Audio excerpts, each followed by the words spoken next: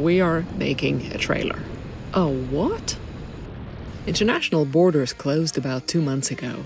We're still in the town of Tacna on Peru-Chile border, but finally we were allowed to be on the streets. In our last episode, you saw some magnificent mountains behind Tacna, climbing which almost killed us. Today will be about less risky places.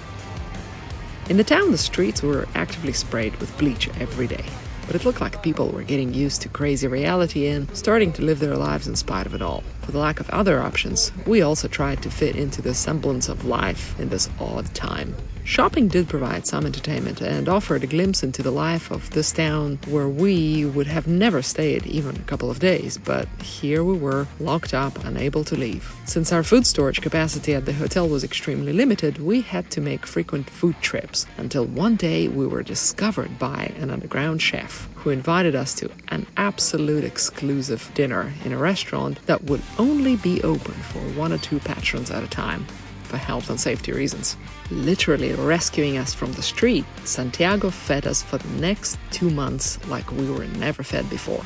Half Chinese, half Peruvian, Santiago loved to cook. And not even lockdown would stop him from creating wholesome, tasty dishes for those seeking good food, like us.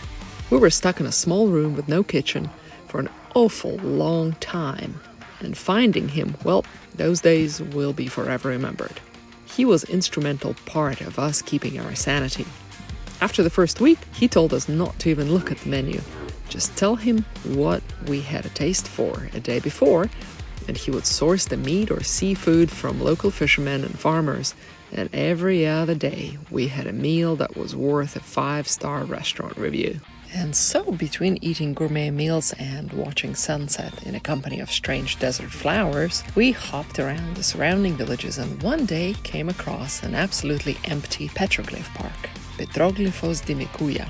As every other place we have visited, there was not a soul there, and it became a spot we returned to often, just because. Who created those drawings on the rocks is still not clear. Presumably, they were left as remnants of a nearby medium-sized town or Yakta, original center. This became a historic tourism spot on the way to nearby hot springs that, due to the pandemic, were also closed. So we hung out at the park and looked at rocks and rather beautiful sky often created there by the sunset. 1,500 petroglyphs on all kinds of rocks have been discovered here in an area of about 2,205 hectares. Plenty of rocks to see.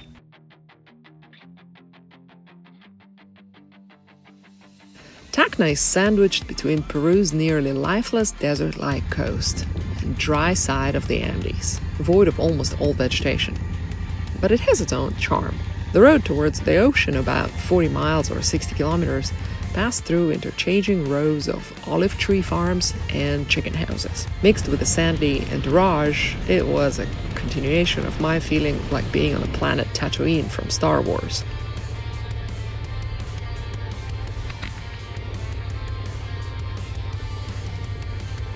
We had, for free exploration, only about 60 miles or 100 kilometers area in diameter, so we just rode as far as the confines of Tacna area allowed us, exploring this part of the country. One of the places we often went to was a village called Boca del Rio, a small village on the coast where we went first time in search of a fish restaurant. Peruvian coast. Escapism. Not a tree, not a blade of grass, nothing. Hardly any human being either, for that matter. Thinking that fishermen probably had fresh fish, but no, they didn't. In fact, the village was absolutely void of life. Besides 2 soldiers who sprayed our tires with bleach at the entrance, there were not even dogs on the streets. But nature was insanely beautiful, though. In its void of noise and humans, it felt very peaceful. So we sat on the shore in our camping chairs, sipping coffee and eating sardines, wondering where all this is gonna go. There, one day discussing a rumor about a possible lifting of the travel restrictions in Tacna province, we decided that we needed to be serious about survival in case we would be unable to find a place to stay. Camping gear and basic kitchen was added to our already not lightly packed bikes, and Mike said, "We are making a trailer." A what? I have never heard of a motorcycle with a trailer. But he had thousands of miles of experience traveling with one, so we were making a trailer. 2 or 3 mechanic shops visited. No one had a clue how to make a trailer for a motorcycle. Until a young couple agreed to be instructed and taught. A German axle with torque suspension was ordered from Lima, and when the parts arrived, Jonathan and Maria suddenly understood that we were not making a trailer based on bicycle wheels, but a serious thing. 3 weeks we were working together, slowly and meticulously making this masterpiece. Every day I got a couple of grilled chickens on the way to the mechanic shop. That would be the food for us and for their family. The parents took active participation in the work as well, and the whole family was working on something they have absolutely never seen before. We worked and shared a meal together every day. They got a much-needed job, and jobs were scarce at that time. And we got something else to do besides suntanning on the roof of the hotel and pointlessly waiting for the end of all this madness.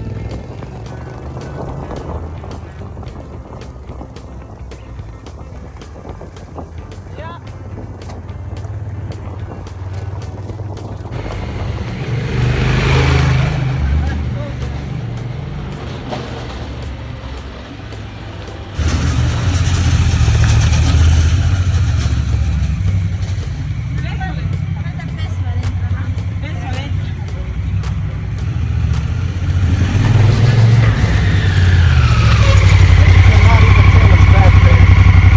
10 days after the trailer was finished, Tacna lifted travel restrictions. And after 134 days, we were finally able to migrate to another region.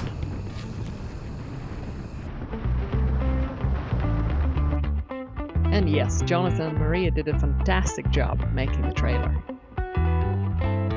And we hope this video was entertaining for you. If it was, please like and subscribe. Thank you, see you next time.